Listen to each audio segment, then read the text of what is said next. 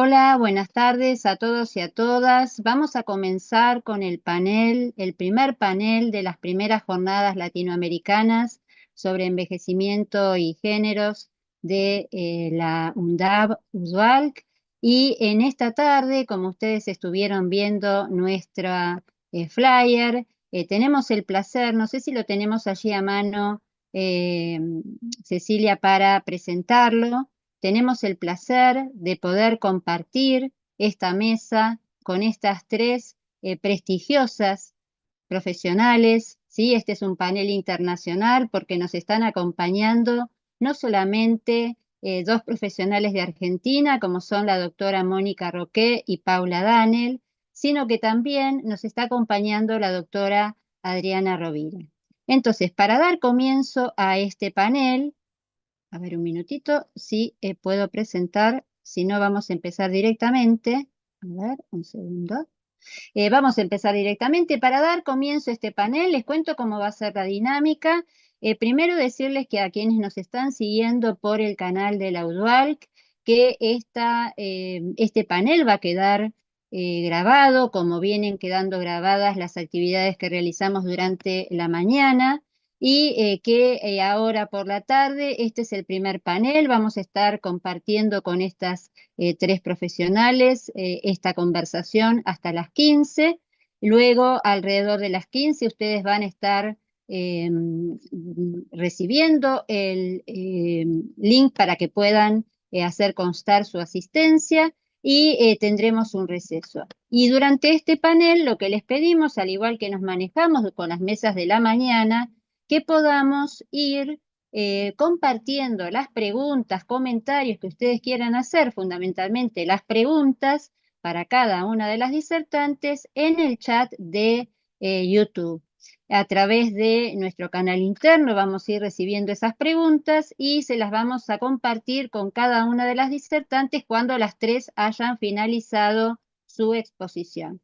Entonces, siguiendo el cronograma, lo que vamos a hacer en este momento es dar inicio a la primera de las presentaciones, que es la de la doctora Adriana Rovira.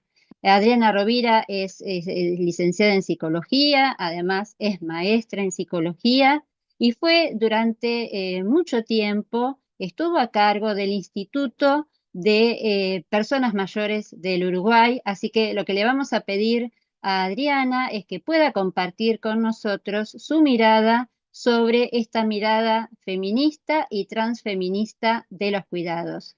Adriana, creo que tenés permitido hacerla compartir tu pantalla, ¿sí? Si querés intentarlo.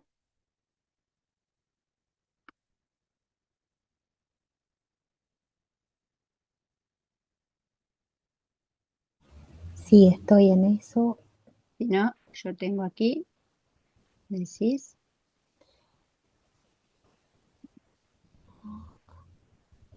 Ahí creo que está. ¿Se ve ahí? Sí, allí se ve, te vemos perfectamente. Adriana, tenés tu Bien. micrófono encendido, así que bueno, te escuchamos. Sabés que a partir de este momento tenés 20 minutos, así que va a ser un placer compartir y escucharte junto con todos los que nos están siguiendo por el canal de YouTube. Muchas gracias, Adriana.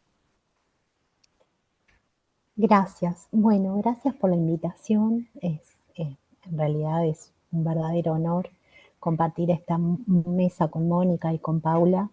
Y además en clave del tema que me parece que convoca este panel, que tiene que ver con cuidados, pero también cuidados a partir de problematizar con algunas situaciones y contextos vinculados a la heterogeneidad de los procesos de envejecimiento que viven las personas en nuestra región.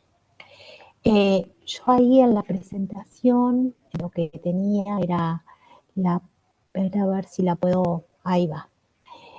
El envejecimiento ha sido pensado siempre como durante bastante tiempo como un proceso universal, a pesar de ser mayormente las mujeres las que son viejas, se lo piensa casi como un fenómeno masculinizado, donde son mayormente varones, hablamos siempre de los adultos mayores, como si esto debiera incluir también a las mujeres. Entonces, en esta búsqueda de empezar a problematizar los procesos tan heterogéneos del envejecimiento en la región de América Latina, en nuestros países, empezamos en ese marco a discutir sobre los procesos de feminización del envejecimiento y los impactos que esto ha tenido para las estrategias de cuidado. Sabemos que son las mujeres las que mayormente cuidan, y en estos marcos de cuidado, de un cuidado no remunerado, no visible, no reconocido, las mujeres impactan en su trayectoria de curso de vida la lógica del cuidado y cómo después en la vejez siguen cuidando y cómo esto ha impactado también en el acceso a derechos en materia de seguridad económica, en los procesos de jubilación, pensiones. Estos procesos de feminización del envejecimiento ha permitido que también las epistemologías feministas permitan ubicar planos de discusión y de visibilidad en relación a la discusión política de las vejeces y los procesos de envejecimiento en la región.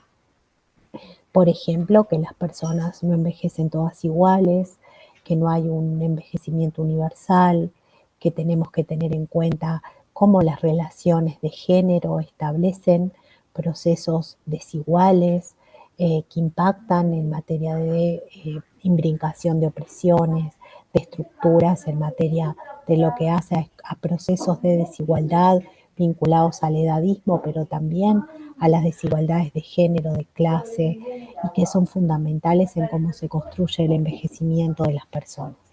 Y a partir de ahí me parece interesante tomar el contexto de las epistemologías trans para poder ubicar algunos planos de discusión sobre el envejecimiento.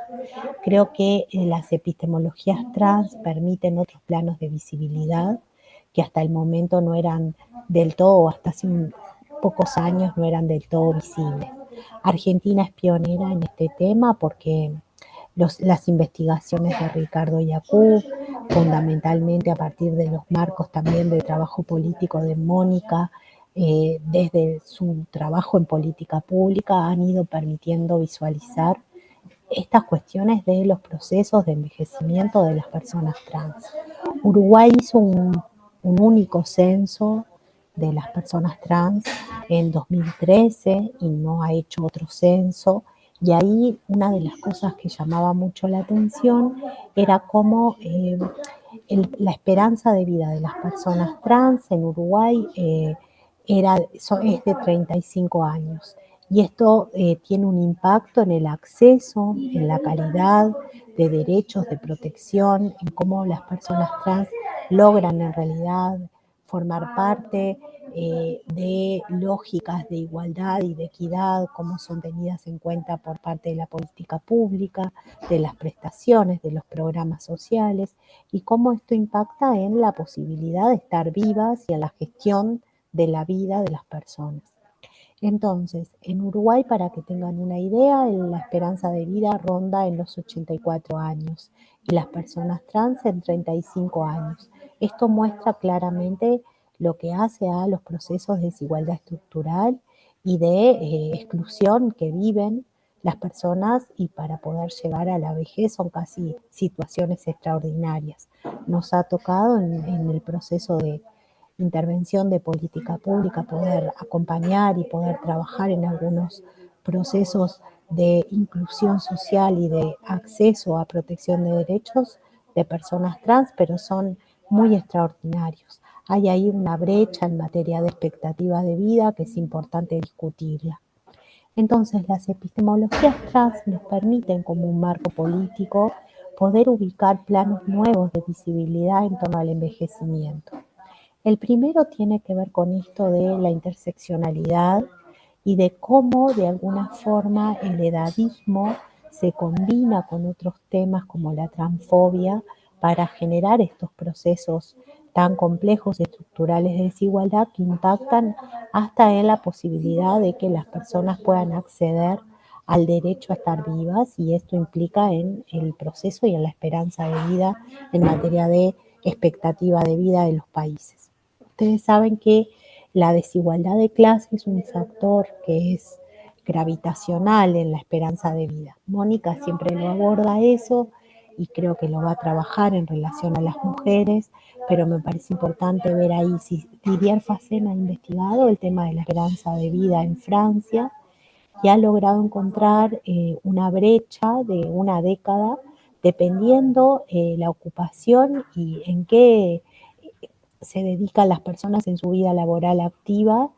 y ha logrado encontrar que las personas migrantes en Francia que trabajan en empleos informales o en trabajos que no pertenecen a lo que es la seguridad social y al sistema de protección social, casi una brecha de 10 años con personas francesas, originarias de Francia, profesionales. Entonces, la esperanza de vida es un indicador fundamental para poder pensar cómo es la protección de derechos de las personas y cómo es el acceso al envejecimiento, no solo como una etapa de vida, sino como una posibilidad de continuar con vida, de tener acceso a la prolongación de la existencia. Yo traía acá 4 dimensiones que me permiten de alguna manera problematizar estas categorías. Lauren Berland es una filósofa norteamericana que ya falleció hace 2 años más o menos, falleció en la pandemia, y ella analiza en este ensayo que publicó en el año 98 cómo hay algunos procesos de exclusión a nivel social y a nivel de la distribución de los recursos por intermedio de la política pública que afectan claramente procesos de desigualdad y que son que permiten pensarlos en cuando combinamos la transfobia y el edadismo, en las posibilidades que tienen las personas mayores trans de acceder a la posibilidad de estar vivas, de prolongar la existencia y de hacerlo con calidad y con servicios adecuados. Uno, hay como una visión, plantea Berland, idealizada de inclusión, en donde hay una especie de enmascaramiento, en donde hay acciones y políticas, por ejemplo, en materia de vejez, acciones en materia dirigidas hacia las personas mayores, en donde hay ciertos elementos que parecen fundamentales y que abordamos, en este caso las políticas de cuidado, y cómo se promueven las políticas de cuidado hacia las personas mayores, como acceso a servicios, que sin embargo no son accesibles para todas las personas mayores.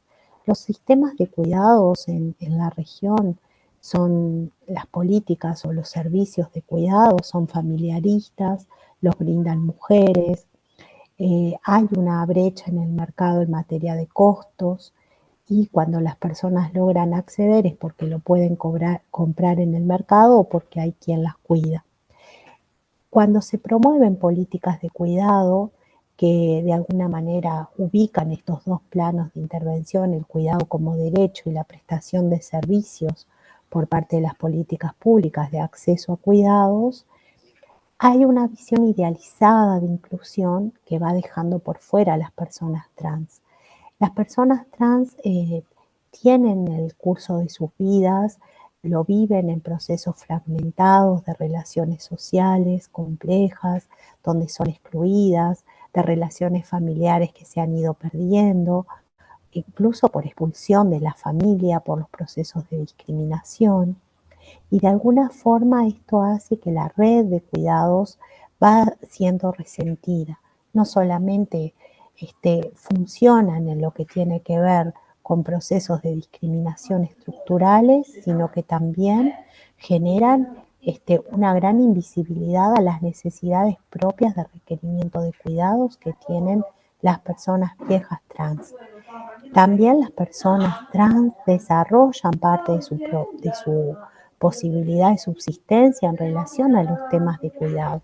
Mónica había implementado en Argentina una política muy innovadora en materia de cuidados, donde había toda una capacitación y una integración de personas cuidando en el ámbito remunerado y con reconocimiento formal de empleo profesional, donde había una masa de personas trans trabajando en el tema de cuidados.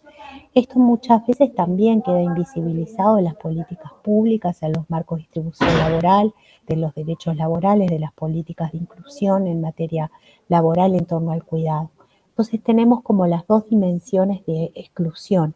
Por un lado, las personas que requieren cuidados, que requieren una dimensión explícita de análisis de sus condiciones y curso de vida en relación a las redes de cuidados que van estableciendo y a las demandas de protección del derecho al cuidado, que tienen un marco de mucha exclusión para las personas trans, y por otro lado, cómo los cuidados pasan a ser un nicho, un rubro, un marco de trabajo posible para las personas trans y cómo generamos procesos de inclusión ahí en el marco de los cuidados.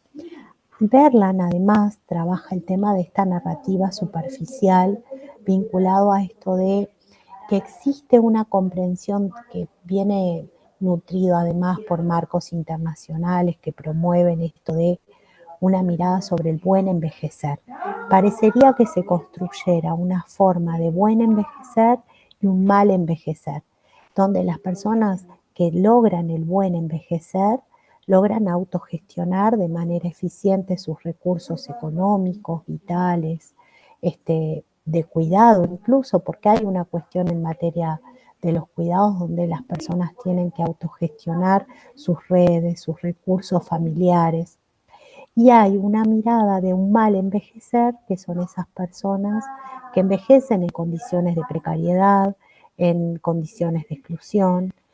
Entonces, estos procesos de desigualdad estructural que van impactando, que van poniendo límites para que las personas trans no logren llegar a la misma esperanza de vida que las personas no trans, que va impactando en sus sistemas a nivel general de cómo acceden a los servicios, a la posibilidad de tener ingresos, va de alguna manera eh, ubicando planos de invisibilidad y presentando ciertas vejeces en situación de exclusión y desigualdad vinculados a una comprensión de un mal envejecer.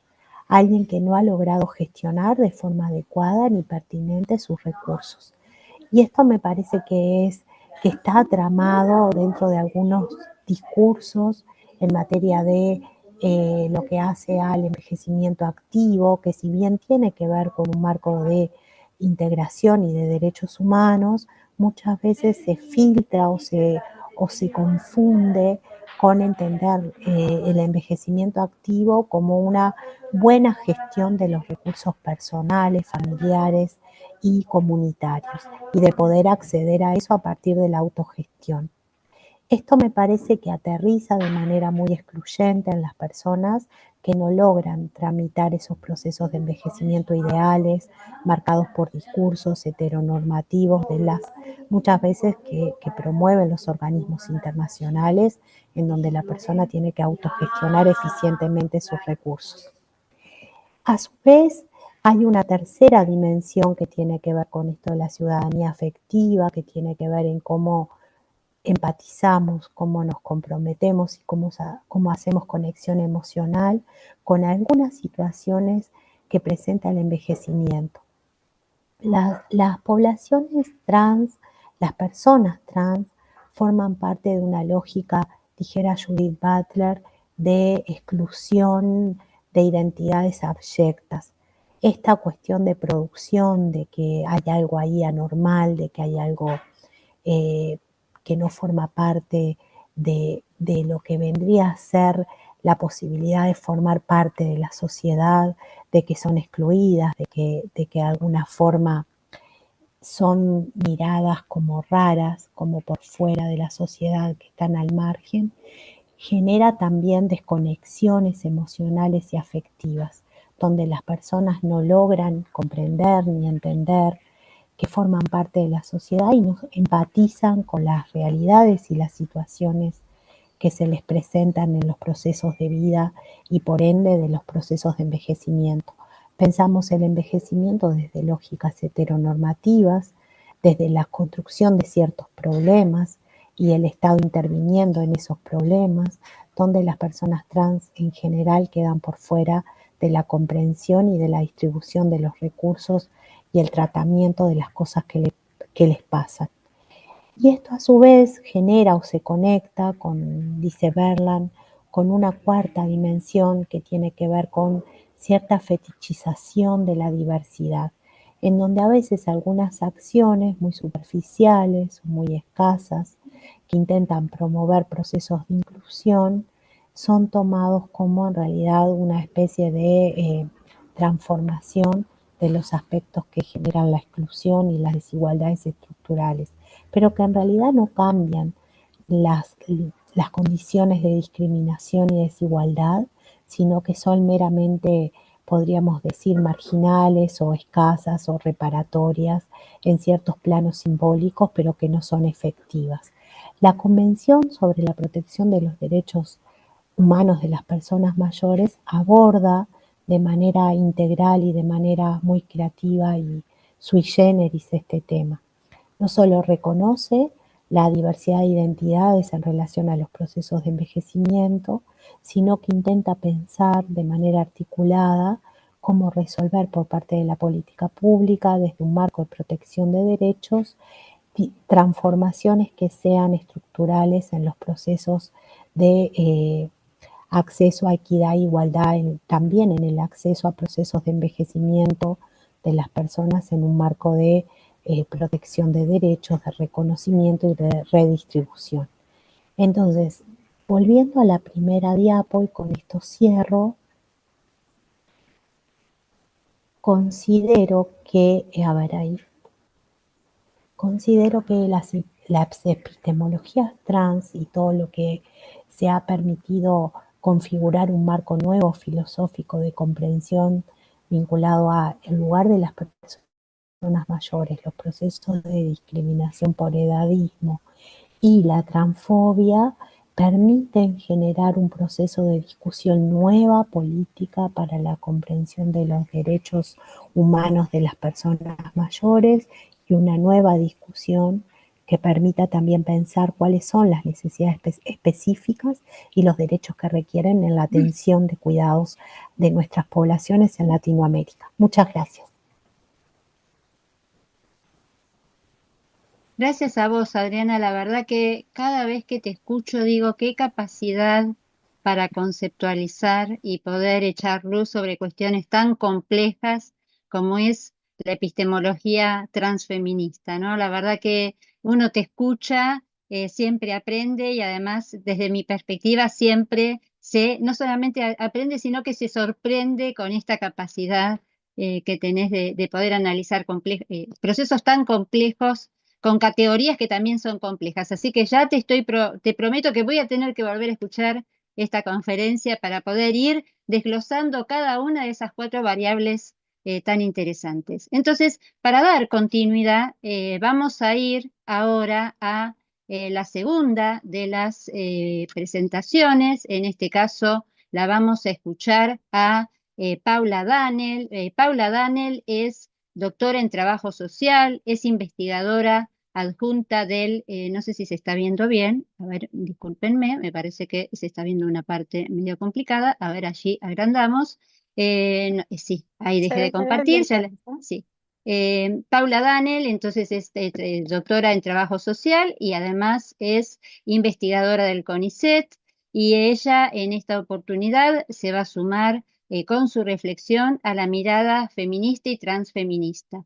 Para todos aquellos que nos están escuchando a través de YouTube, les decimos que en algunos casos puede haber algún sonido que quizás es parte del contexto en el cual está el disertante. Estamos haciendo todo lo posible para minimizar y esperemos que puedan recibir la mejor calidad de la transmisión. Así que, Paula, si vos querés ir, vos no tenés presentación, vas a hablar directamente, ¿no es cierto, Paula? No, tengo. Ah, Ahí ¿tenés? pruebo. Bueno, si Sí. querés ir probando mientras que yo voy comentándoles, les decía entonces que por favor vayan compartiendo en el chat de YouTube. Recuerden poner pregunta antes del comentario o del interrogante que van a plantear para que a nuestros compañeros de la UDAL que están haciendo la selección de las preguntas les resulte más fácil identificarlas y luego poder compartirlas con nosotros aquí en el chat de Zoom, ¿sí?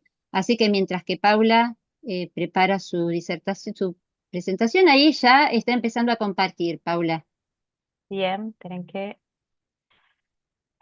saco. Sí. Si querés ponerlo en ¿Ahí se modo ve? presentación, si te lo... Sí. Todavía no sé, ahí está, sí, ahora Ahí. está perfecto. Paula, son la 1:56, así que calcula que tenés aproximadamente hasta la 1 y, perdón, hasta las 14:15, sí, para que después tengamos un tiempo para escuchar a Mónica. Y lo que nos está resultando más enriquecedor es la posibilidad luego del intercambio, no solamente entre ustedes, sino con quienes nos están escuchando en YouTube, que ya tenemos más de 130 personas escuchándolas en este momento en vivo. Así que gracias, Paula. Estamos acá acompañándote y disfrutando de tu disertación. Bien, bueno, buenas tardes a todas. Bueno, primero agradecer la convocatoria y la posibilidad de estar junto a Adriana y a Mónica, es un honor para mí. La idea de compartir esta tarde es algunas reflexiones que venimos teniendo fundamentalmente desde los equipos que integro desde el Instituto de Estudios de Trabajo Social y Sociedad de la Facultad de Trabajo Social, donde venimos trabajando la idea de habitar el cuidado en tiempos críticos, un poco retomando algunas cuestiones que ya planteó Adriana y generando algunas preguntas en relación a de qué manera la intersección de género y vejez que en los últimos años ha irrumpido, disputando los sentidos o los consensos gerontológicos que teníamos, ¿no? Rompiendo estas miradas binarias, haciendo lugar a la preocupación sobre los modos familiarizados de los cuidados, ¿no? Muchas cuestiones que, para quienes hace un tiempo que venimos transitando los campos gerontológicos, eh,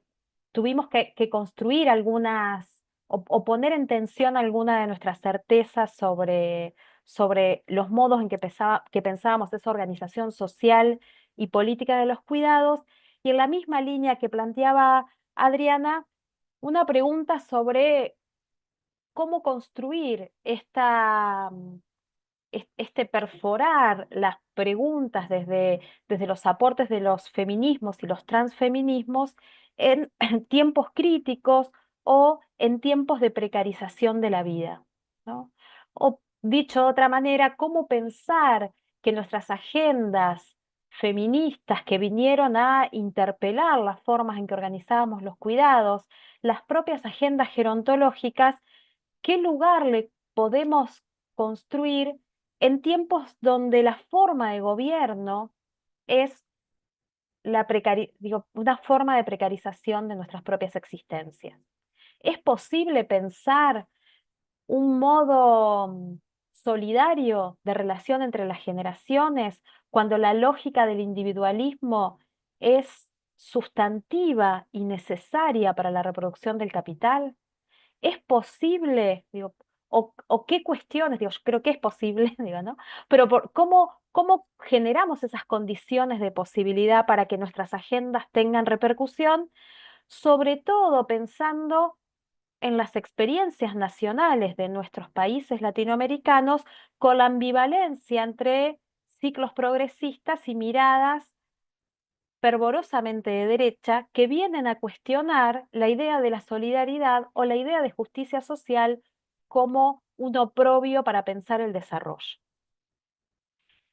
También contarles que varias de las diapositivas, no soy buena editándolas, pero sí quería compartir en esta presentación las fotos de Paz Errázuriz, que es una fotógrafa chilena, que si no la conocen, las y los invito a que rastreen, que tiene una serie de producciones, estas tres tienen que ver con el tango, pero también para pensarnos en cómo cada generación vamos construyendo y apostando nuestros propios desafíos en términos intelectuales, estéticos y políticos. Esta fotógrafa tiene una serie de producciones, algunas que se llaman viejos, que son hermosas esas fotos, otras que tienen que ver, que un- pone en relación discusiones en torno a la locura y el amor, y otras sobre lo que para otros autores, otros fotógrafos aparecería como esta idea freak. Pero les quería compartir esto. Ella dice, para el golpe militar, hablando en Chile, corrían rumores terribles de que los amigos y amigas detenidos desaparecidos podrían no estar solo en los regimientos, sino también podrían estar en los hospitales psiquiátricos. Decidí ir. Así recuerda Paz Errázuriz sus primeros encuentros con el mundo del encierro y de la locura, y quizás fue esa búsqueda desesperada la que terminó por definir también su propia ética artística. La fotografía, dijo en alguna oportunidad, solo importa si se convierte en un detector de vida.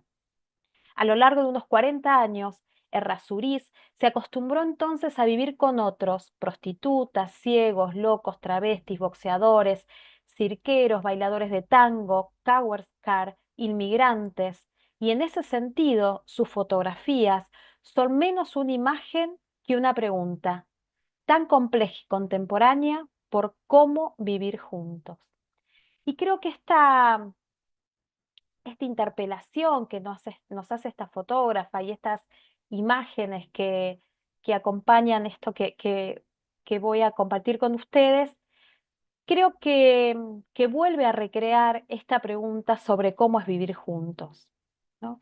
Porque si algo hemos aprendido a partir de esta intersección entre género y edad, en esta preocupación por sobre los cuidados, desde varias investigaciones, desde varias apuestas políticas, es que la pregunta que está por detrás es cómo somos capaces de imaginar y de ampliar nuestros registros de cómo es vivir juntos, cómo, cómo irrumpimos o cómo disputamos las lógicas edadistas, las lógicas capacitistas, pero también nuestros propios silencios sobre las condiciones materiales de vida de quienes se dedican al cuidado, ¿no?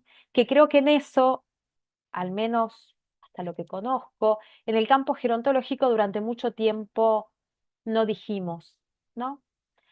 Eh, esta, esta fotógrafa también trajo muchas imágenes sobre mujeres y sobre los modos en que las mujeres resuelven los trabajos y de qué manera ese trabajo feminizado, esto que nos invita Marta Gómez con su linda canción sobre las manos de mujeres, cómo esas manos de mujeres, aquellos que hacemos las mujeres y las identidades feminizadas, se construye en un lugar invisible, esto que también traía Adriana y lo presentaba en términos de los planos de visibilidad y cómo nuestros recorridos, nuestras apuestas han perforado esos o han permitido hacer visible esos modos de producción del trabajo femenino. Y lo último que voy a compartir de la fotógrafa en esta serie sobre mujeres. Dice, como mujer estoy subordinada a un espacio determinado que me resulta natural explorar, lo marginal. Una necesidad de desatar amarras. Con mis fotografías construyo mi propia historia.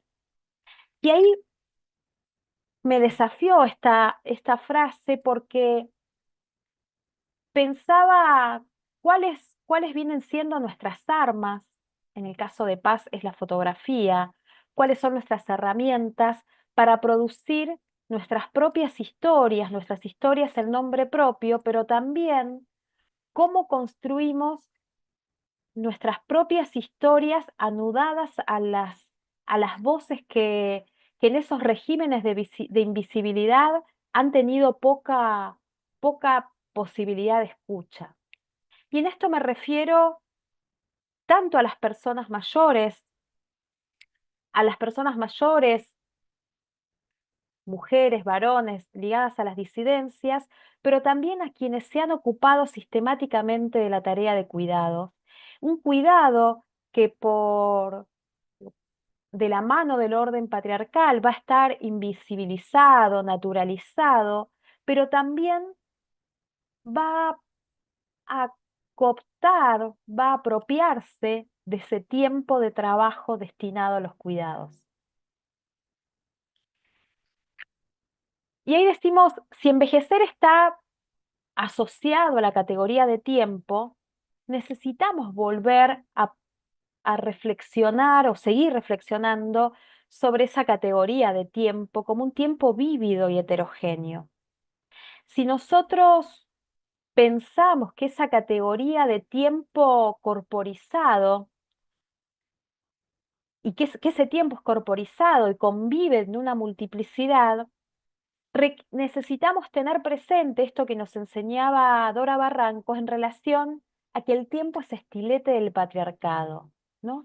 Ese tiempo que es invisibilizado y apropiado, dedicado a las tareas de cuidado, requiere ser,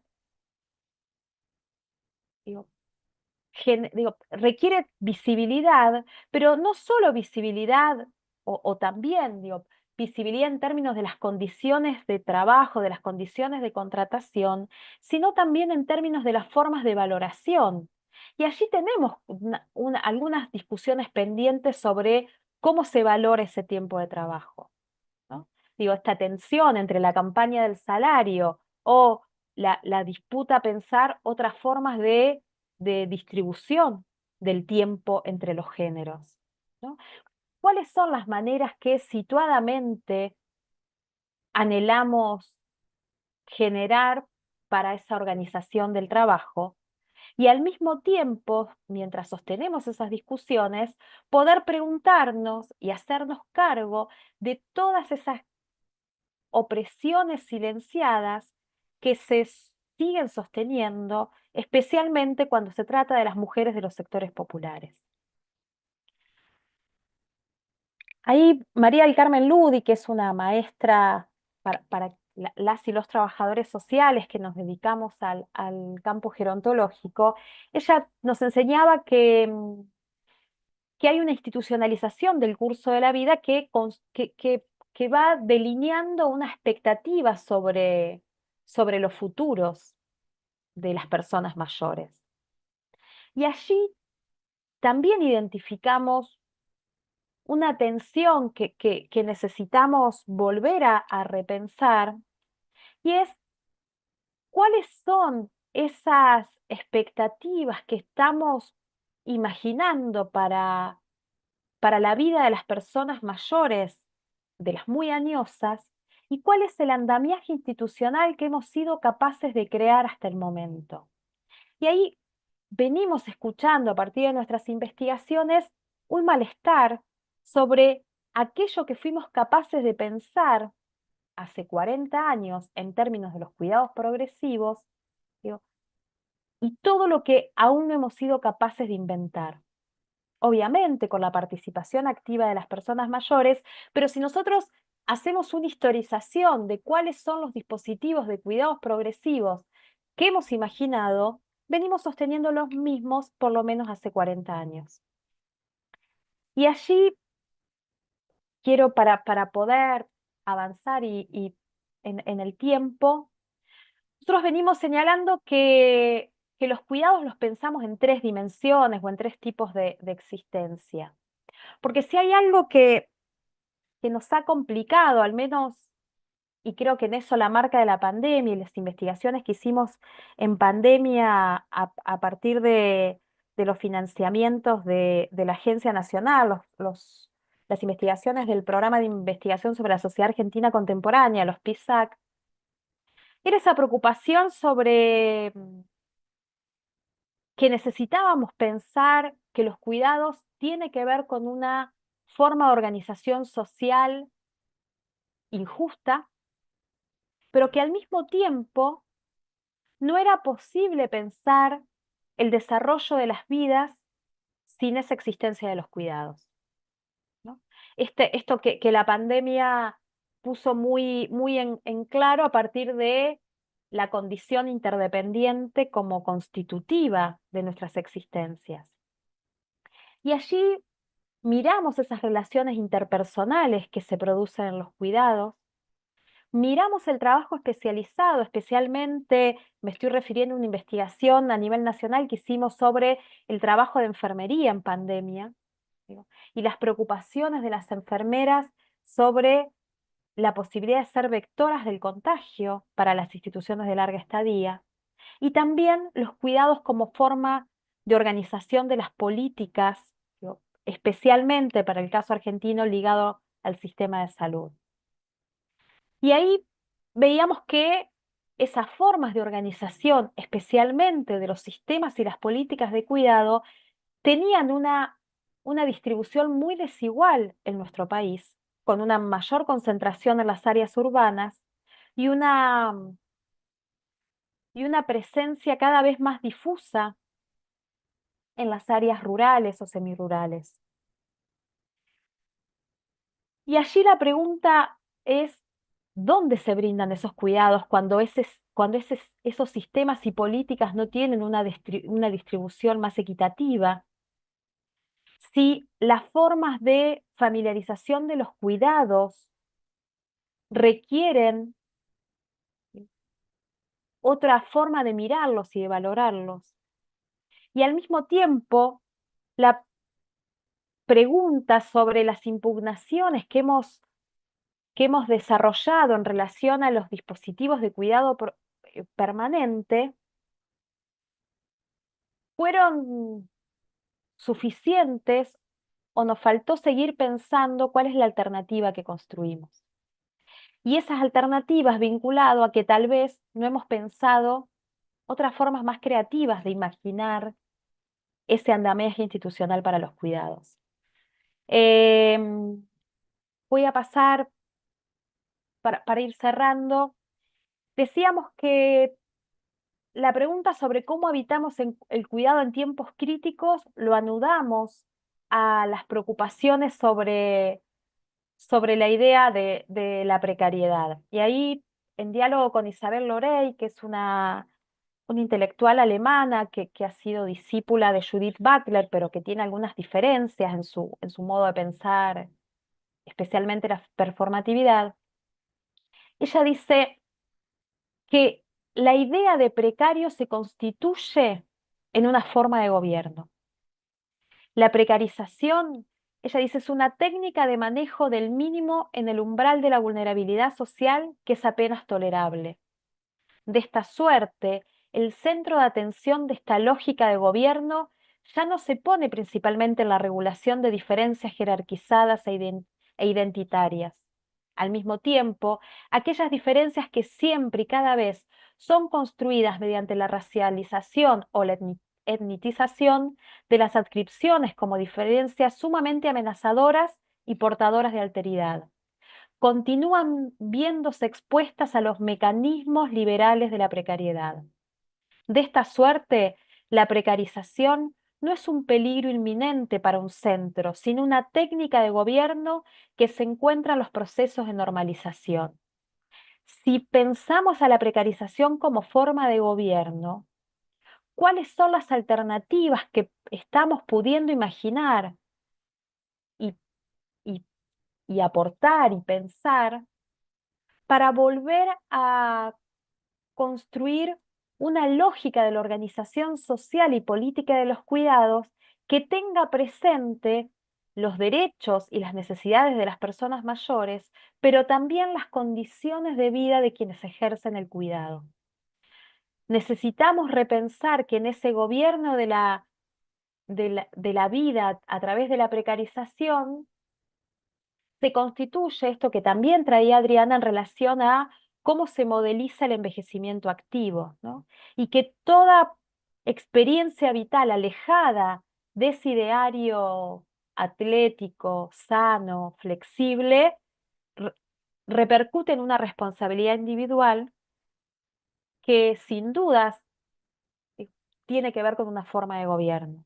La pregunta es, ¿cómo somos capaces de pensar en nuestras realidades latinoamericanas que esas formas de producción de los cuidados tenga presente los modos en que el patriarcado, el capitalismo, la colonialidad y la capacidad corporal obligatoria, el capacitismo, modelan las expectativas que cada tiempo histórico construye para cada grupo de edad?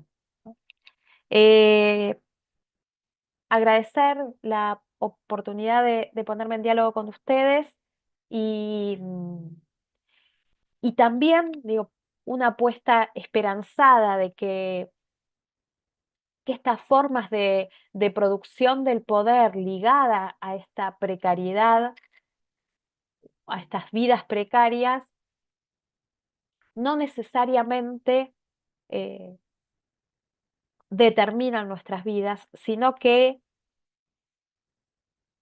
debiéramos o somos capaces, estamos siendo capaces de anudar nuestra esperanza en producir una sociedad para todas las edades, para todos los géneros, para todas las corporalidades, porque, y ahí sí, hablando desde el caso argentino, esto también va a pasar. Muchas gracias.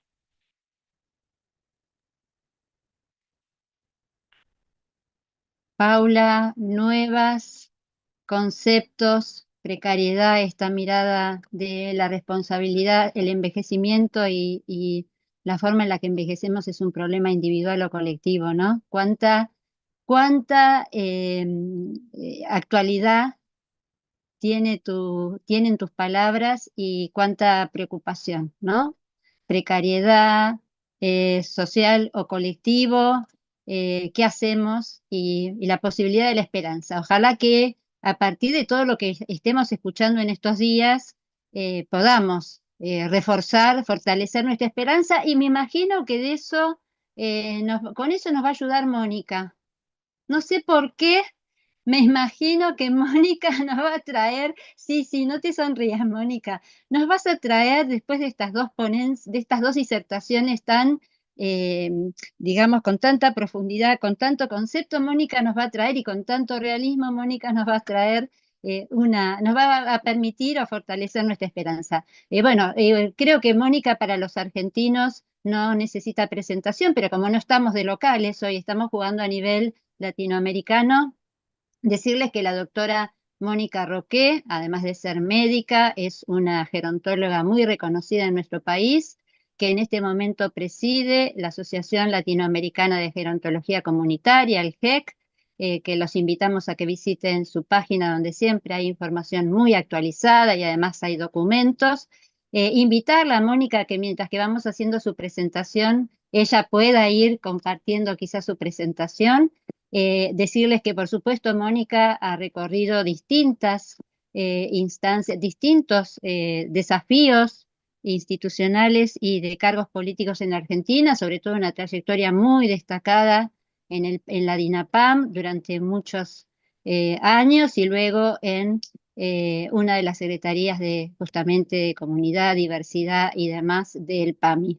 Así que Mónica, seguramente va a ser una alegría poder escucharte y quizás podamos encontrar también, además de muchos conceptos, esa renovada esperanza. Así que cuando vos quieras, el micrófono es tuyo y ya estamos compartiendo tu presentación.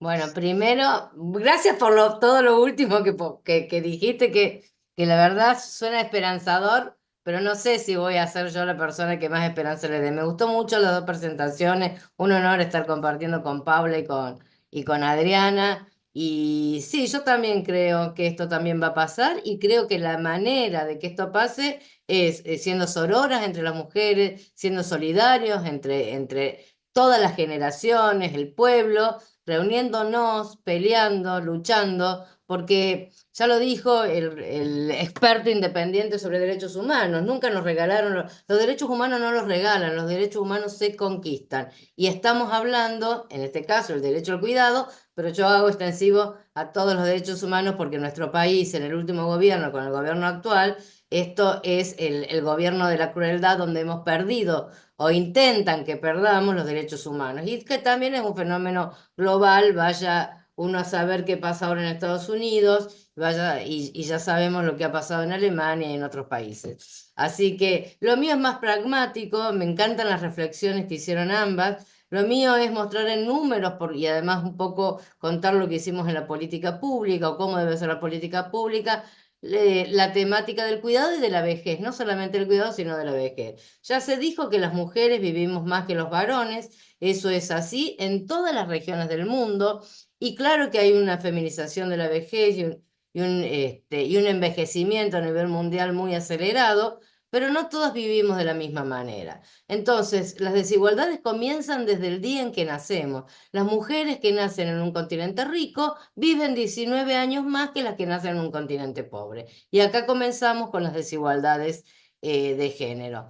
Por otro lado, en el campo gerontológico, que también hicieron reflexiones Adriana y Paula, también hay que saber que el androcentrismo forma parte de nuestro campo, a tal punto que cuando los griegos, por ejemplo, tenían dos palabras para denominar al varón o a la mujer vieja o viejo. Al varón se lo denominaba geros, a la mujer grau. Sin embargo, nuestra disciplina se llama gerontología, viene de esa jerarquización patriarcal. Entonces también tenemos que hacer una autocrítica porque costó mucho, y si bien recién en los últimos años estamos atravesando el tema de lo que pasa con las mujeres mayores, yo diría que hasta hace 10, 15 años, la verdad que se escuchaba muy poco del tema. También esto ya lo comentaron las compañeras, ¿no? Pero quiero reforzarlo. Obviamente que existe una injusta división sexual del trabajo, del trabajo no remunerado, que está fundamentalmente en manos de las mujeres de las familias, que ya dice el OIT en su informe que el 76% de todo el trabajo no remunerado lo realizan las mujeres a nivel mundial. En América Latina sucede lo mismo, el trabajo no remunerado, las mujeres triplican el tiempo que el de los varones, ahí tienen ustedes entre 22 y 42, casi 43 horas las mujeres, y los varones no llegan a las 7 horas y lo máximo casi 20 horas, o sea que siempre la carga la tenemos las mujeres, que además cuando hacemos los trabajos y las tareas de cuidado, nosotros dejamos de trabajar en el trabajo remunerado, por lo tanto está asociado las tareas del trabajo no remunerado a la pobreza, sobre todo a la pobreza en la vejez, porque tenemos que dejar de trabajar o tenemos trabajos más precarios o a tiempo parcial. Sandra Wencham nos plantea también lo que pasa en América Latina, que nos dice que el 86% de los casos de los cuidados de las personas mayores es asumido por una mujer, que suele ser la esposa, la hija o la nuera, y que ese trabajo se dedican 12 horas diarias. Imaginémonos qué otro tipo de trabajo podemos tener si dedicamos 12 horas diarias al cuidado de las personas mayores. Y también lo decía Adriana, y creo que Paula también hizo referencia, pero Adriana lo comentó, las personas mayores cuidan aún siendo muy mayores, sobre todo las mujeres mayores. Esto lo está comprobado, bueno, en Cuba el 64% de los centenarios son cuidados por personas mayores, pero como las que llegan son las mujeres mayores son las que están cuidando hoy a hijos, ¿no? Mujeres de 90 cuidado a hijos de 70, hijas de 60, 70 cuidando a madres de 90. Y también, y yo lamento tener que hacer referencia a lo de Valencia, que fue una tragedia, una catástrofe lo que está sucediendo, y lamentablemente creo que dentro de las personas que han fallecido, más de la mitad deben ser personas mayores. Esto es lo que sucedió con el huracán también María en Dominicana, que no solamente afectó mucho a las personas mayores, sino que se comprobó que las personas que habían ido a los albergues, las que cuidaban a los niños y a las niñas, eran las mujeres mayores. Entonces, entender que esto también lo trajo Paula referencia, que no existe solamente una división sexual injusta del trabajo no remunerado, sino que existe una organización social injusta del trabajo no remunerado, porque pensemos que todo el tema del trabajo de cuidados se transfiere en base a un eje de jerarquización social. Por lo tanto, están mucho más perjudicadas las clases sociales de menores ingresos, si son de mujeres de zonas rurales, obviamente si también hay una diferencia étnico-racial. Entonces, el cuidado hay que mirarlo de todas estas perspectivas. Los datos que nos arroja CEPAL ahora en el 2023, miren ustedes, para el 2022, 3 de cada 10 mujeres en América Latina se encontraban en situación de pobreza y 1 de cada 10 en indigencia. Y si vemos el tema del hambre, esto está en la Agenda 2030, se ha hecho un análisis si se cumple o no se cumple, y por supuesto que sabemos que no se cumple, por eso la prórroga al 45. En la meta de combatir el hambre, bueno, el 42% de las mujeres de la región sufrió un grado de inseguridad alimentaria y el 33% de los varones. Siempre existen las brechas de género. Y en la vejez también. Este es un dato de la Unión Europea, un continente rico que uno debería pensar que esto está resuelto. Sin embargo, el dato al 2021 que nos trae la ONU nos dice que la pobreza y la exclusión social por encima de los 75 años fue más alta para las mujeres que para los varones. Las mujeres un 23%, los varones un 16%. Bueno, pero hay una buena noticia que sí me parece importante también rescatar dentro del feminismo, porque así como a la gerontología le costaba trabajo mirar el tema de la vejez, muchísimo más al feminismo, y digo hasta el día de hoy le sigue costando al feminismo ver lo que pasa con las mujeres mayores, pero ha habido avances. Uno de esos avances que me parece importante es lo que sucedió en Argentina, en la que se haga conferencia regional sobre la mujer de América Latina y el Caribe, que organiza CEPAL y ONU Mujeres, y que esta vez lo hizo junto con el gobierno argentino, y que elaboró este documento que me parece muy interesante conocerlo, que es la Sociedad del Cuidado, Horizontes para una recuperación sostenible con igualdad de género. Viene planteando hace mucho tiempo el tema de los cuidados, por supuesto, los movimientos feministas y la CEPAL y la Conferencia de la Mujer. Acá hace énfasis en que es un derecho humano que debe ser reconocido, tanto la persona que cuida como la persona que es cuidada, y que debe ser reconocido también como un dinamizador económico y como un factor fundamental para el bienestar social. Pero por primera vez introduce la temática de las mujeres mayores. Por eso lo quiero rescatar este documento. Y dice, reconoce que la injusta distribución del uso del tiempo y la actual organización social de los cuidados afecta de manera desproporcionada a las mujeres, en particular, bueno, lo que viene diciendo siempre, a las mujeres en contexto de pobreza, a las niñas, a los adolescentes, a los jóvenes, pero hoy incorpora a las mujeres mayores. Digo, es un avance del feminismo. Lo mismo que también hay otro párrafo que nos dice, promover la elaboración, la aplicación y la evolución de políticas y programas que contribuyan desde la perspectiva de género y derechos humanos a un envejecimiento digno en un entorno seguro y saludable y al más alto nivel posible de salud y bienestar de las personas mayores. Entonces acá estamos haciendo realmente un enganche, un macheo con el feminismo, que creo que es importantísimo poder trabajar esta temática entre el movimiento gerontológico, que había que cambiarle el nombre porque gerontológico, no sé, pero si hacemos referencia a los varones, creo solamente que habría que cambiar el nombre de la disciplina, y hacer un macheo con el movimiento, unirnos con el movimiento feminista para pelear por los derechos de las personas mayores, que están injustas. Este documento de la Sociedad del Cuidado también nos dice, miren ustedes, que en el 2010 la demanda de cuidado de los niños y niñas menores de 15 años representaba el 31% y los mayores de 65 casi el 21%. Y que entre el 20 y el 25 la demanda de cuidados de la población de 65 años será mayor que la de niños y niñas. Y también me parece muy importante porque ahí radica realmente la fortaleza de un sistema de cuidados en la vejez para personas mayores. Yo estoy en contra, Adriana lo sabe y me apoya, del sistema integral de cuidados donde se juntan a los niños, a las niñas, a las personas con discapacidad y a la vejez, porque creo que eso no debería ser así. ¿Por qué un sistema de cuidado? Cada vez vivimos más solas las personas mayores. Miren ustedes acá Argentina, los mayores de 80, y cada vez tenemos menos redes, según el BID. Las personas que tienen 80 años hoy tienen 6 hijos en promedio y 24 nietos y nietas. Y las personas que tienen 40 años hoy, cuando tengan 80 años, van a tener 2 hijos y 4 nietas y nietas. Por lo tanto, las redes se van a achicar muchísimo. Más allá de que se achiquen las redes, obviamente que mi postura es francamente que el cuidado es un derecho y por lo tanto el Estado me lo tiene que garantizar, tenga o no tenga redes. Pero también esto va a impactar en la formulación de los sistemas de cuidado. Las mujeres vivimos más solas que los varones y en Europa el 56% de las mujeres de 80 años viven solas. Entonces hay que tener en cuenta que por la viudedad y que además vivimos en peores condiciones, con mayor dependencia y menores ingresos, las políticas de cuidado son políticas prácticamente de género. Y el colectivo LGBT también vive más solo que las personas no LGBT. No hay muchos estudios, sí en los últimos años ha habido un poco más, pero este estudio que se hizo en la Universidad de San Francisco nos muestra cómo las personas del colectivo LGBTQ+, viven más solas, que además tienen menos hijos y que la relación con los hijos es prácticamente nula. Entonces, redes para cuidar de familiares no tienen. Sí vale mucho el tema de la amistad.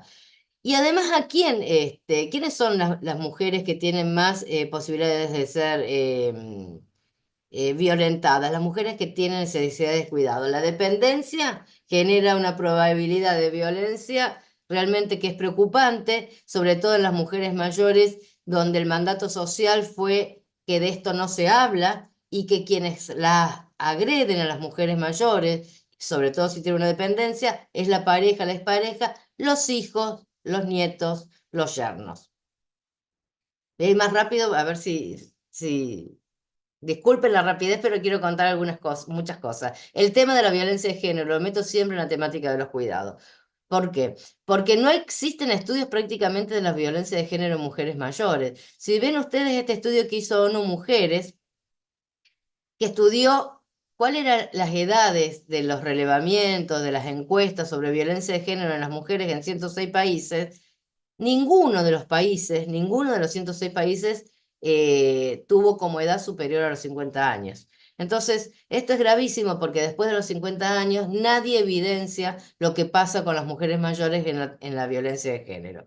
Sin embargo, el último estudio en el 2022, más de 4.000 mujeres fueron víctimas de femicidio en América Latina y el Caribe, lo que equivale a 338 mujeres por mes, 11 por día. Muchas de ellas son mujeres mayores. Y en Argentina, que sí sacamos el índice de femicidio de mujeres mayores ya de hace muchos años, el 11% de los femicidios fueron en el último informe, en el 2023, de mujeres de 60 años y más. Ahora, ¿alguien se ocupa de esto? ¿Alguien se ocupa de trabajar para prevenir o para abordar la temática de la violencia de género en mujeres mayores? No, la verdad que no. Por eso nosotros cuando estuvimos en PAMI, que la directora ejecutiva era la licenciada Lona Volnovich, creamos la Secretaría General, era una Secretaría General de Derechos Humanos, Gerontología Comunitaria, Género y Políticas de Cuidado, para darle jerarquía a todas estas temáticas. Y una de las cuestiones que hicimos fue poner en marcha el primer centro de abordaje a las violencias de género y diversidad sexual en toda América Latina.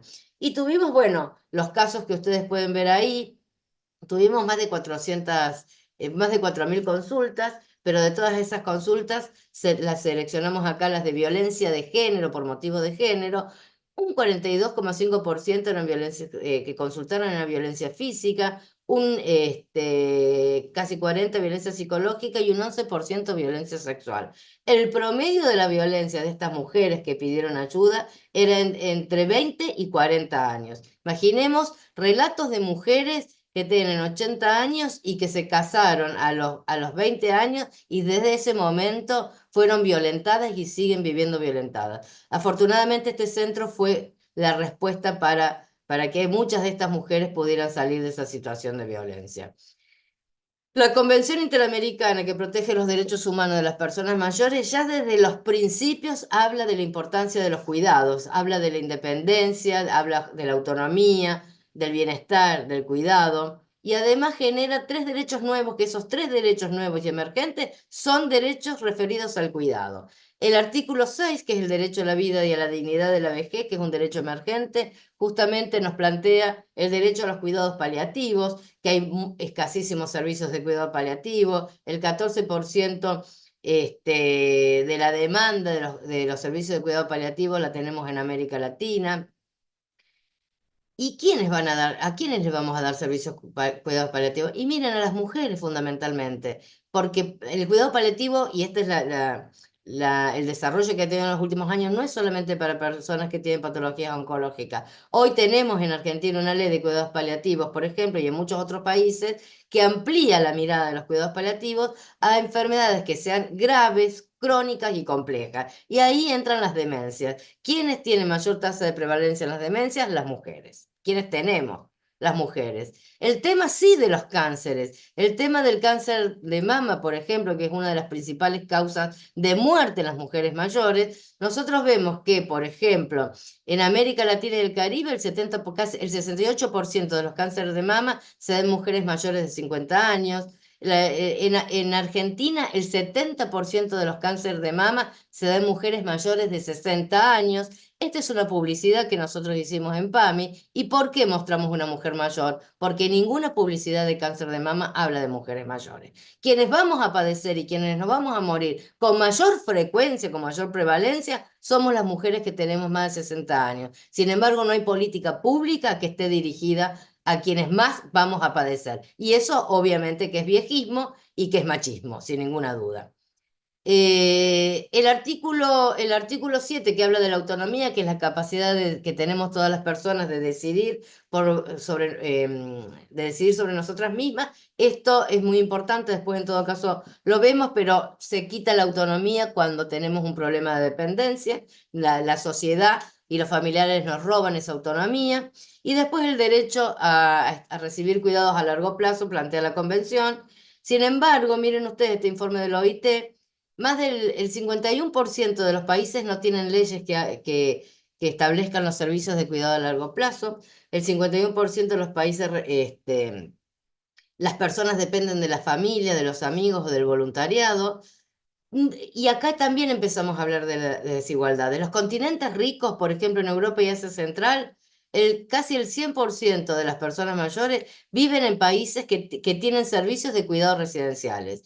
En las Américas, de Canadá para abajo, el 81%. Sin embargo, en África, el 80% de las personas viven en países que no tienen cuidados residenciales. Y el cuidado residencial es el que más extendido está, porque en el resto de los países de los cuidados, el cuidado en domicilio o cuidado en centro de día prácticamente es inexistente. Hay 70 países en el mundo que tienen leyes que obligan a las familias a cuidar, y eso a mí me parece un espanto, obligar a las familias a cuidar, como China o como Colombia o Ecuador en nuestra región. ¿Y qué nos sucede en las políticas de cuidado? ¿Qué es lo que viene sucediendo? Que algo habló Paula. La escasa inversión. Hay una escasísima inversión. Yo no sé si traje. Acá tienen a nivel mundial el 1% del PBI, pero en América Latina y el Caribe es el 0,0000. Y en los países desarrollados tienen ustedes hasta un 3,5%. Los bajos salarios, que esto también lo traía Paula, las personas, no solamente los cuidadores y cuidadoras, todas las personas que trabajan en el sistema de cuidado, sean profesionales o no, ganan menos que si trabajaran, por ejemplo, en el servicio de salud. La falta de una normativa nacional, en el caso de la Argentina, no tenemos normativas nacionales y las normativas provinciales son muy diferentes unas a otras. La falta de prestadores, la escasa formación. Prácticamente no hay formación en la materia de cuidados y el viejismo, obviamente, que impera en la sociedad, en el Estado, en el mercado y en los prestadores.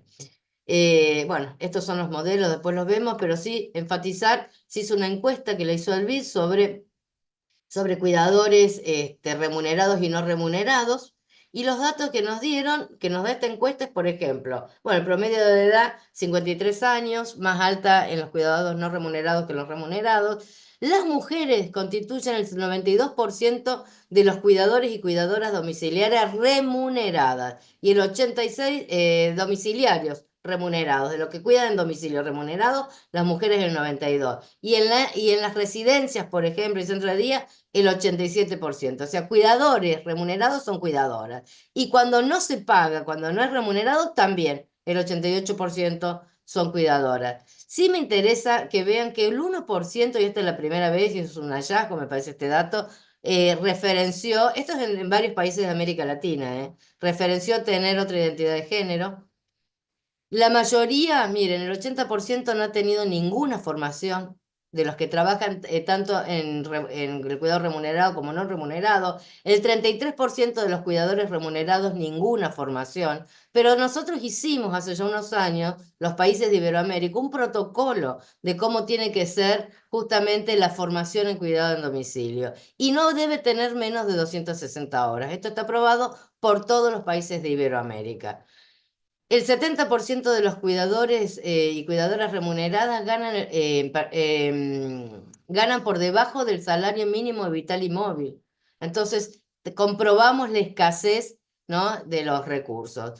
Eh, por otro lado, en la institucionalización, nosotros en América Latina tenemos un 0,54%, bajísimo el número de institucionalización.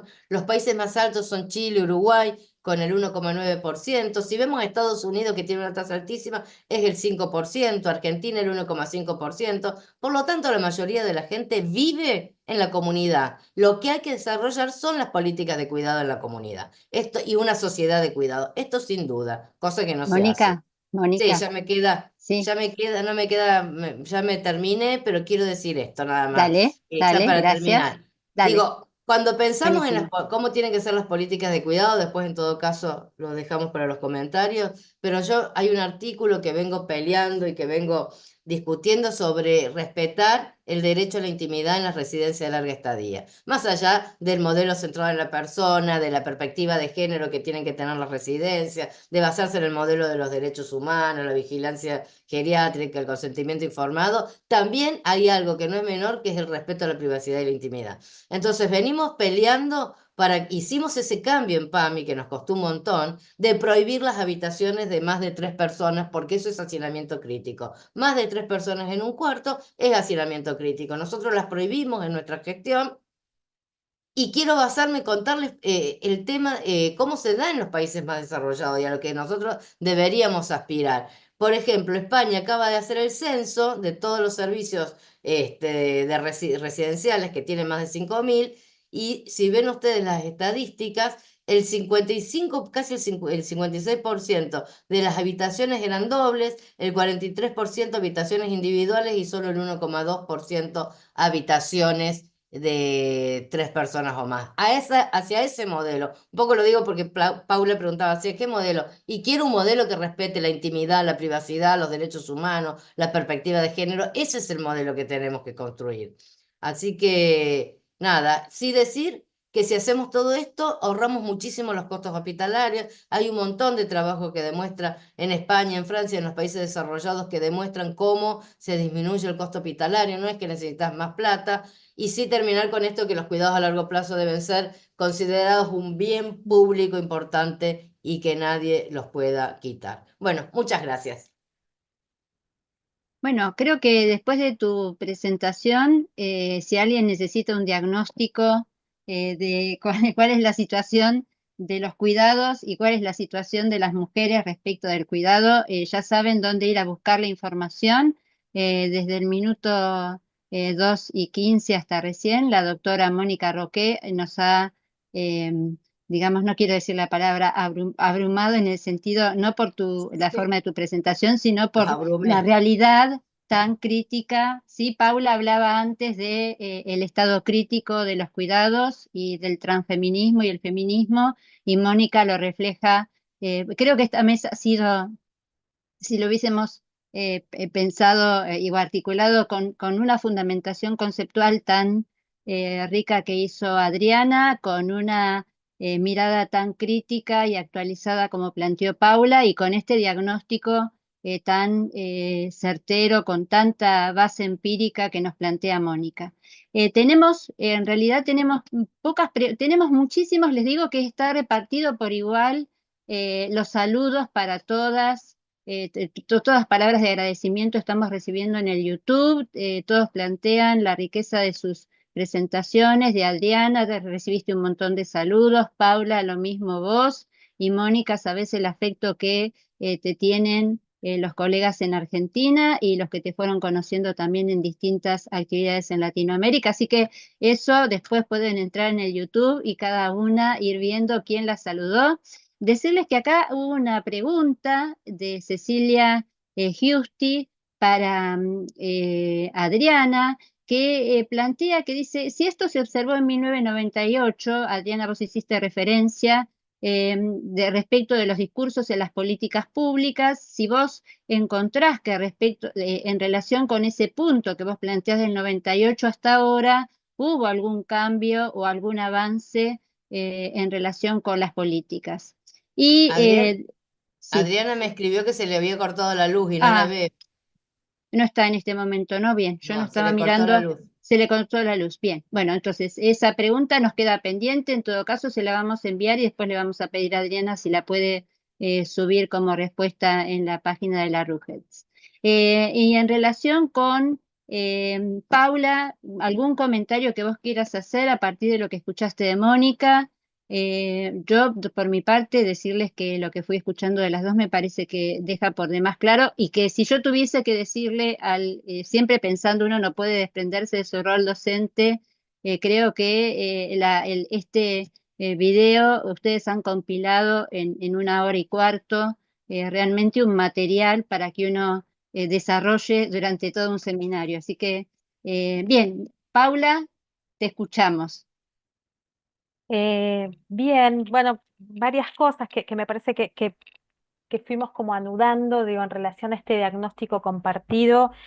Y ahí pensaba como varias cuestiones, digo, uno es en relación a lo que ya sabemos, que ahí Mónica compartía en relación a todo lo que ya hemos investigado sobre los cuidados, sobre este carácter desigual, heterogéneo territorialmente. Digo, la pregunta sobre cómo ligamos una mirada más colectiva sobre, digo, porque, digo, al menos para quienes, yo siempre digo que los gerontólogos somos una minoría intensa, ¿no? Digo, que estamos muy, digo, tenemos mucho convencimiento sobre los derechos de las personas mayores, sobre, como plantea Sandra Sand, esta idea del desear envejecer, que el envejecimiento no es una sentencia, ¿no? Digo, y todo eso que ya sabemos, pero que hemos tenido o que tenemos poco impacto, digo, en la escucha de otros colegas, compañeros, digo, desde los expertos, los profesionales y hasta los compañeros de militancia, ¿no? Digo, ¿cómo construimos que nuestra narrativa de de imaginar los cuidados, de imaginar otra distribución de los cuidados y acompañar los procesos de envejecimiento con apoyos como los hemos tenido a lo largo de toda la vida? Digo, ¿cómo logramos impregnar a otros que hasta ahora no nos escucharon, ¿no? Y que hemos ensayado en estos años de salir con como placa de crónica, digo, eso lo digo muy en Argentina, digo, como si fuese un noticiero del prime time, con placa roja diciendo somos todos envejecientes, es la mejor alternativa que tenemos, y salir a advertir de que si no lo pensaste, ¿no? Que de qué manera imaginar cuál es el viejo que queremos ser, ¿no? Digo, en eso hay mucha producción en los últimos años de las ciencias sociales, bueno, nombraba el libro de Sandra Sand de Desear envejecer, bueno, el que sacamos con Mónica Navarro sobre la gerontología será feminista, digo, estamos poniendo en debate en esto que también compartía Mónica de cómo nos costó más con los feminismos que con los propios gerontólogos, ¿no? Llevar la pregunta. Pero ahí me queda resonando eso de cómo articular que eso que ya sabemos sobre las necesidades de repensar los cuidados y repensar nuestros propios procesos de envejecimiento, lograr que sea escuchado no solo por nuestros nichos ¿no? Digo, porque en general, digo, si bien abrimos los brazos a nuevos gerontólogos, hay somos minoría intensa, ¿no? Eso me queda resonando y bueno, y agradecer el espacio y poder compartir con las compañeras. Yo lo que pensaba, Paula, es cómo relacionar esto con una pregunta que nos aparecía, que nos acercaba recién Cecilia, nuestra compañera de la UDUALC, que plantea qué hacer desde la población civil para sensibilizar a los jóvenes, ¿no? Acá Cecilia lo traía específicamente respecto de la sexualidad y los derechos, pero yo lo plantearía, que es una pregunta que en particular se va haciendo cada vez más patente en nosotros. Paula, hago una cuestión de autorreferencia, que es a medida que uno va envejeciendo, ¿qué va a pasar con el propio cuidado, ¿no? Entonces, ¿cómo hacemos para sensibilizar? ¿Cómo empezamos a veces hasta inclusive por el entorno próximo, ¿no? Que es nuestra propia familia. Cómo nuestra propia familia, cuando desde mi perspectiva, y no quiero acaparar la palabra, quiero darle el pie a Mónica, cuando desde mi perspectiva quizás una de las mayores dificultades, Paula, es que reconocemos el envejecimiento y nos reconocemos como personas envejecidas y como personas mayores, aquellos que formamos parte de este colectivo, de este colectivo intenso, como vos planteás, pero que a veces no es tan fácil que nuestros pares, nuestros contemporáneos, se reconozcan a sí mismos como sujetos envejecientes o como personas viejas, ¿no? Y entonces, ¿cómo gestionamos cómo nos imaginamos el propio cuidado, cómo lo gestionamos al interior de nuestros entornos próximos? Lo digo porque inclusive, o sea, nos cuesta el entorno próximo, nos cuesta el entorno de los contextos no solamente de profesionales, sino cuando estamos formando futuros profesionales que entiendan que todos vamos a envejecer y que no es un castigo, sino que es justamente una de las grandes conquistas de la humanidad. Así que, Mónica, quizás vos nos podés aportar, o te podés sumar a la pregunta de Sí. Paula. No, sí, bárbaro. Yo creo, más allá de que siempre estas batallas son duras, difíciles, nadie quiere reconocerse en un grupo que la sociedad descarta, que esto es lo que nos pasa. Poco también le pasa a las personas con discapacidad. Lo que pasa es que la lucha no es solamente de las personas con discapacidad, hay pelea en las familias, que eso le da mucho poder. Pero yo creo lo que hicimos nosotros, por ejemplo, es buscar aliados y aliadas. Cada vez tenés más. Por ejemplo, Dora Barranco, a la que amo profundamente. La primera vez que se reconoció como mujer vieja fue cuando nosotros le fuimos a hacer una filmación para un spot de la campaña de viejismo que hicimos en PAMI. Y ella dijo, nunca me pensé, y viene del feminismo y es una mujer vieja, ¿no? Y nunca lo pensó. Lo mismo pasó con Tete Custaro, con todas las personas que fuimos, no sé si habrán visto, es una campaña muy linda, un spot, un video muy lindo. Entonces, digo, hay que interpelar a famosos sin ninguna duda. Pacho Donne, que escribe su libro y que ahora está haciendo, ¿no? Una militancia. Tenemos que tratar de buscar aliados y aliadas de gente que escuche la sociedad y que puedan mostrar una mirada diferente de la vejez. Eso por un lado. Por otro lado, en la política pública hay que hay que atravesar todos los ministerios con la temática de la vejez. Nosotros cuando estuvimos bueno, ni que hablar en la DINAPAM, pero ahora los últimos años en PAM, el Ministerio de las Mujeres no hacía nada sin hablar con nosotros y nosotras, ¿no? Y si hacía algo, de hecho, algún ministerio que no contemplara la temática de la vejez, tenía un lindo lío, porque nosotros y nosotras nos quejábamos y hacíamos lío. Así que en ese sentido también me parece importante. Y después hicimos muchísimas capacitaciones de derechos humanos y vejez, junto con la Secretaría de Derechos Humanos, que nos aliamos para toda la administración pública. Entonces uno va teniendo estrategias de alianzas para que estas cuestiones que son no dejan de ser novedosas en el imaginario social y que hay que romper, puedan encontrar otras voces que a lo mejor a nosotros nos escuchan los funcionarios importantes, pero los funcionarios importantes los escuchan muchas más personas. Bueno, nosotros nos puede escuchar un actor, una actriz, una filósofa, pero a ellos las escuchan más personas. Tenemos que encontrar divulgadores. Y después es un tema también, es una cuestión, así como la vejez, los estereotipos negativos son construcciones sociales, romper esas construcciones sociales también va a llevar un tiempo, como sucede lo mismo con el feminismo. Yo creo que la gran alianza hoy, en este momento, en materia de cuidado, es con el feminismo, sin ninguna duda, pero haciendo la salvedad, porque el feminismo tiene la posición del sistema integral de cuidado, pero haciendo la salvedad que nosotros queremos nuestra propia ley de cuidados en la vejez, porque salimos perdiendo siempre que se juntan la niñez con la vejez. Y ves, Mónica, nos trae la esperanza. Ahí está, la alianza es una estrategia y es un camino hacia la esperanza. Bien, ya estamos prácticamente en hora, nos quedan unos minutos. No creo que no tenemos ninguna otra pregunta. Yo me estuve fijando ahí en el chat a ver si aparece.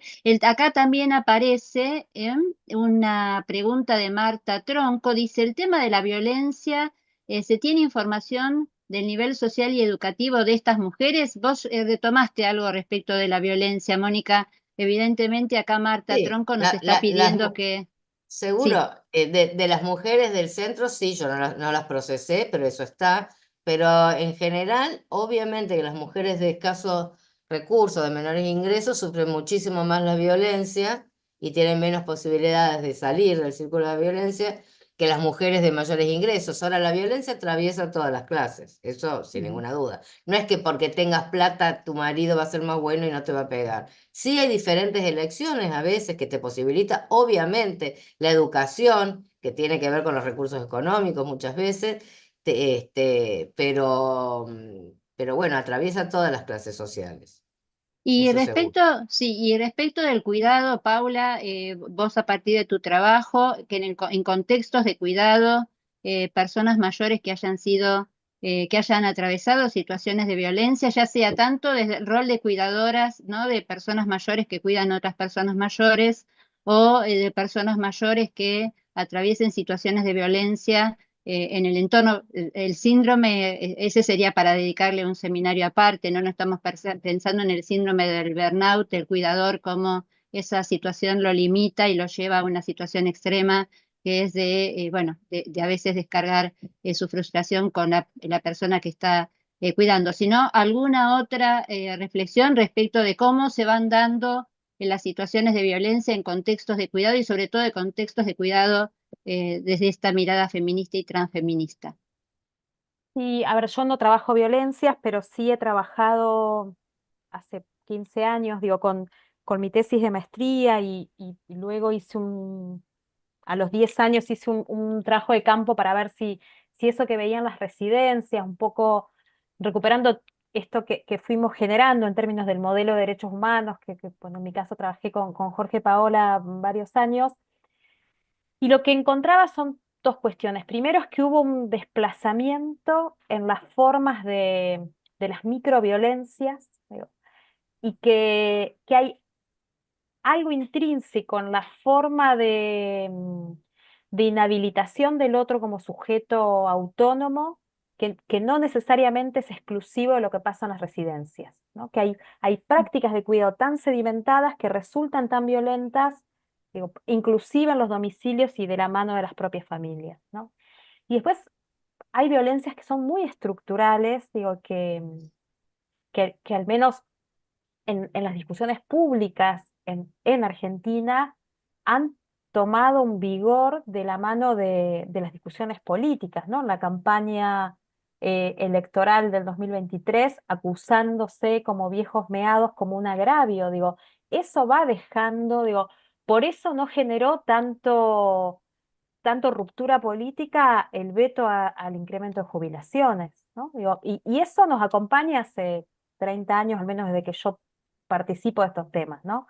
Digo, entonces ahí hay que como pensar cómo esas violencias, digo, que sin dudas hay que atender las violencias por razones de género, pero hay violencias que están tan naturalizadas, que ese destrato, que ese no cuidado a tiempo, que el abuso económico, ¿no? Todo lo que sabemos que sucede, tenemos que trabajar en esa visibilidad que nos compartía Adriana, ¿no? Así que Ujú. eso solo podría compartir. Bueno, muy interesante. Vos sabés que me dejaste pensando, Paula, en algo que recientemente en un espacio que compartimos con Mónica de cuidados, de formación de cuidados para personas en situación de dependencia, es algo que está bastante vigente, que es el tema de diferenciar el concepto de cuidado y apoyos, ¿no? Respecto de cómo a veces desde el cuidado hacemos un sobrecuidado y llevamos a la persona a una situación de pérdida de su autonomía, cuando en realidad lo que tendríamos que hacer el cuidado, deberíamos decidir diferenciar entre un apoyo y un cuidado y ver en qué momento la persona puede recibir o necesita recibir un cuidado para potenciar sus posibilidades. Estamos en tiempo. Mónica, yo la verdad que ahí está prendiendo su cámara Camila. No sé si Camila querés hacer un comentario cortito. Entonces, Pequeñito, vamos a... Así, Camila, ustedes saben que nos está acompañando. menos de Mónica, Paula fue la interlocutora. Nos queda, ya estamos en tiempo, pero nos queda un minutito para que Camila diga sus palabras, para que Mónica diga sus palabras. Camila, no nos tenemos que olvidar de invitar para la actividad que viene. Bueno, no es muy cortito. En esto de las alianzas que hablaba Mónica, creo que también pensar en no solo con los feminismos, sino también con los movimientos de la diversidad sexual, que no siempre están en conjunto, ¿verdad? Pienso en el censo que se hizo hace poco, el relevamiento, en el que solo un 3% respondió de personas mayores LGTB, sabiendo además que es mucho más la población que hay y que continúan invisibilizadas. ¿Por qué? Porque no hay un acercamiento de las organizaciones, un poco por esto que decía Jacobo hoy en la mañana, no hay un acercamiento de las organizaciones del movimiento hacia las personas mayores LGTB. Entonces creo que ahí es un espacio que tenemos que ir empujando y estar constantemente nombrando y diciendo y recordando, ¿no? Eso. Bueno, nada, felicitarla, siempre es grato escucharlas a ustedes. Sí, muy bueno tu aporte. Viste que acá hay algunos centros de jubilados y jubiladas, Sí. el de Edgardo, bueno, el Sí, que hoy va a estar tenía... Ricardo Carreras con nosotros en la tarde. Bueno, Ricardo. Entonces sí, hay que hacer alianzas. Ellos trabajan súper bien. Pero el desafío es hacer alianzas con grupos más jóvenes para que entiendan. Por eso la universidad, esto quería comentar, la universidad es fundamental. Es una alianza estratégica de acá a la China, porque los jóvenes, las personas jóvenes, tienen que entender que envejecer es lo mejor que les puede pasar. Y no decir viejos meados, como bien trae Paula a colación, y aplaudir cuando un político dice viejos meados. ¿No? Esa falta de conciencia social, pero una falta de conciencia sobre ellos mismos. O digo ellos mismos porque el 90% son varones. Este, pero digo, me parece importantísimo. No, yo más que nada felicitarte, Gladys, Camila, agradecerte muchísimo. Me parece genial estos espacios de intercambio. Un placer volverla a ver a Paula, con la que trabajamos hace unos años atrás con Jorge Paola en la carrera, y con Adriana. Bueno, Adriana es una amiga con la que siempre estoy en contacto y siempre es maravilloso escucharla porque nos hace reflexionar de una manera muy profunda. Así que nada, despedirme con esto, agradecerles y desearles el éxito que supongo que ya están teniendo por todo lo que comentabas vos, Gladys, la cantidad de gente que tenés en YouTube escuchando y participando de estas jornadas. Me parecen trascendentales en un momento espantoso de crueldad y violencia que estamos viviendo todos y todas los argentinos, en especial las mujeres, porque tenemos un presidente misógino, homofóbico, discriminador, que violenta los derechos humanos absolutamente todos los santos días, ni que hablar con el tema de la vejez. Así que bueno, bienvenido a estos espacios que nos dan fuerza para seguir peleando, y la lucha es lo único que nos va a devolver la conquista de los derechos que nosotros estamos defendiendo. Así que gracias. Gracias a vos, Mónica. Gracias, Paula. La verdad que fueron, y por supuesto, Adriana, que en este momento no nos está acompañando, a las tres. Realmente estamos muy contentas con Camila. Ustedes saben todo el empeño, toda la energía y el esfuerzo que puso Camila en la organización de estas jornadas. Además de ser la ideóloga, es quien logró que estemos aquí reunidas.